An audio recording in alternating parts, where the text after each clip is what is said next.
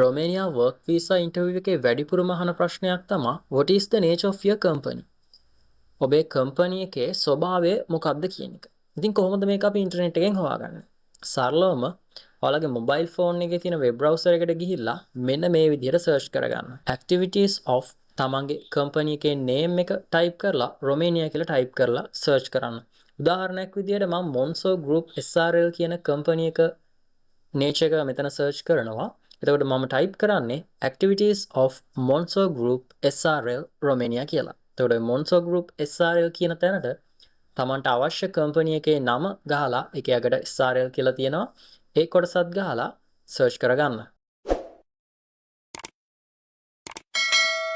එතකොට ඔයාලට මෙන්න මේ වගේ රිසල්ට් එකක් බලා ගන්න පුළුවන්. ඉතින් මේ කම්පැනි එකේ nature එක සම්බන්ධයෙන් මෙතන පෙන්눔 කරනවා postal and courier activities කියලා. එතකොට ඔයගොල්ලන්ට කියන්න පුළුවන් what is the nature of your company කියලා අහන ප්‍රශ්නෙට postal and courier service company කියන answer එක.